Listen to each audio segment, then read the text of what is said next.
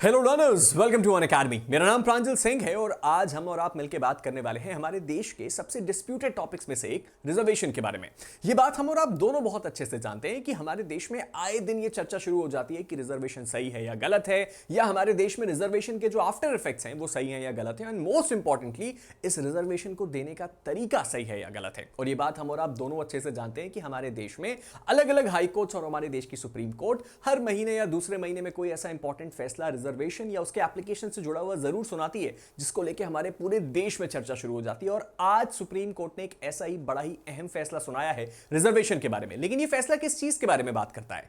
आज के इस फैसले में हम ये समझने की कोशिश करेंगे कि सुप्रीम कोर्ट ने क्या कहा जब एक सवाल उठा कि हमारे देश में जो जनरल कैटेगरी है, यानी कि वो लोग जो कि अनरिजर्व्ड माने जाते हैं, क्या उस कैटेगरी में भी जो रिजर्व कैटेगरी का कैंडिडेट है उसको रिजर्वेशन मिलना चाहिए या नहीं मिलना चाहिए अगर वो जनरल कैटेगरी के कैंडिडेट से ज्यादा स्कोर करता है। यानी कि सवाल सिंपल है कि हमारे देश में अगर कोई भी ऐसा व्यक्ति जो कि रिजर्व कैटेगरी को बिलोंग करे और वो ज्यादा स्कोर करे तो क्या उसको सीधे प्राइमा फसाई वो जनरल कैटेगरी की सीट मिल जानी चाहिए या उसके ऊपर भी कुछ बाउंडेशंस होनी चाहिए? और इसी को हम आज के इस केस में समझने वाले हैं। तो चलिए शुरू करते हैं। लेकिन शुरू करने से पहले सबसे इंपॉर्टेंट बात, इस केस की डिटेल्स को समझ लेते हैं। केस का नाम है Rajasthan high court and another versus Rajat Yadav and others. यहां पे सुप्रीम कोर्ट के दो जजेस की बेंच, जस्टिस दीपांकर दत्ता और जस्टिस मसी की बेंच ने इस पूरे मामले की सुनवाई करी। समझते हैं इस केस के बैकग्राउंड से कि यहां पे हुआ क्या। बात बड़ी सिंपल सी है। राजस्थान हाई कोर्ट ने एक रिक्रूटमेंट निकाला। कब निकाला? अगस्त 2022 में।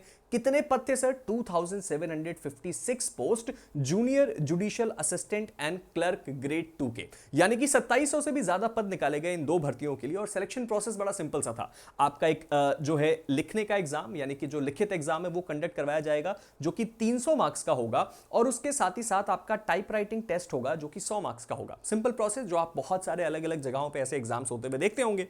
अब यहां पे एक बड़ी इंटरेस्टिंग चीज होती है, वो ये थी कि जो भी वैकेंसीज हैं, यानी कि टोटल नंबर ऑफ जो वैकेंसीज हैं उसके 5 गुना कैंडिडेट्स को सिलेक्ट किया जाएगा कैटेगरी वाइज। किस लिए सर? आपके रिटन एग्जाम के लिए।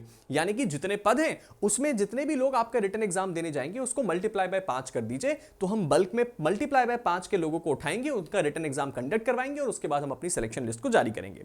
जब रिजल्ट्स निकल के आए तो एक बड़ी स्ट्रेंज बात सामने आई। वो क्या थी? जो कट ऑफ जो था ना, कुछ आपके रिजर्व कैटेगरीज का, जैसे एसटी, एससी, एसटी, ओबीसी, यहां पे उनका कट ऑफ हायर चला गया जनरल कैटेगरी के कट ऑफ से। यानी कि बात सिंपल सी है, एससी कैटेगरी का कट ऑफ मान लेते हैं 100 गया, तो जनरल का कट ऑफ केवल 88 था। यानी कि एक काफी बड़ा डिफरेंस। ये मैं एग्जैक्ट नंबर कोट नहीं कर रहा हूं, मैं बस एग्जांपल से समझाने की कोशिश कर रहा हूं कि कट ऑफ रिजर्व कैटेगरीज का जनरल से ज्यादा था। अब इस सिचुएशन में इसका रिजल्ट क्या आता है सर? जो रिजर्व कैटेगरी के कैंडिडेट्स थे, जिन्होंने एक जनरल कैटेगरी के कैंडिडेट से ज्यादा स्कोर किया था, उसके बावजूद वो क्या कर रहे थे सर? उस जनरल कैटेगरी में फॉल नहीं कर पा रहे थे। क्यों? क्योंकि उनका अपनी कैटेगरी में तो सिलेक्शन नहीं हो रहा है, क्योंकि उनका कट ऑफ उससे कम जा रहा है, लेकिन जनरल कैटेगरी के लास्ट बंदे से ज्यादा स्कोर किया उन्होंने, और उसके कारण उनका शॉर्ट लिस्टिंग नहीं हुआ, यानी कि उनका सिलेक्शन नहीं किया गया। अब इन कैंडिडेट्स ने तुरंत इस बात को राजस्थान हाईकोर्ट में चैलेंज किया और बोला कि सर ये बात तो गलत है। कैसे गलत है सर? अब जब राजस्थान हाईकोर्ट के पास ये मामला पहुंचा तो राजस्थान हाईकोर्ट ने इस पूरे मामले को डिटेल में कंसिडर किया। हाईकोर्ट ने यह बोला कि जनरल और ओपन कैटेगरीज जो होती हैं वो कभी भी किसी जनरल कैटेगरी के लिए रिजर्व नहीं होती है। यानी कि वो व्यक्ति जिसको रिजर्वेशन नहीं मिलता, इसका मतलब ये नहीं है कि केवल उसी का उस कैटेगरी पे हक है। ये ओपन टू एवरीवन जो है वो कैटेगरी, और ये प्योरली मेरिट के बेस पे काम करती है। यानी कि हमारे देश में कोई भी ऐसा व्यक्ति जो कि सबसे पहले किसी रिक्रूटमेंट को कंडक्ट करवाता है तो उसका पहला काम यह है कि वो जनरल यानी कि ओपन कैटेगरी की लिस्ट को मेरिट के बेस पे तैयार कर ले, और उस लिस्ट के क्रिएट हो जाने के बाद जो बाकी की कैटेगरी की लिस्टें हैं उनको बाद में प्रिपेयर किया जाए, और जो आपका रिजर्व कैटेगरी का कैंडिडेट है जो कि ऑलरेडी मेरिट में क्वालिफाई कर चुका है, उसको अपने कैटेगरी में पुश करने की जरूरत नहीं है, या उसकी मजबूरी नहीं है कि उसको अपनी कैटेगरी की सीट लेनी पड़ेगी। यह बात हाईकोर्ट ने फैसले में सुनाई। अब हाईकोर्ट के इसी फैसले को सुप्रीम कोर्ट में चैलेंज किया गया और बोला गया कि सर इसके बारे में जरा दोबारा रिकंसिडरेशन करिए, शायद यह बात गलत है।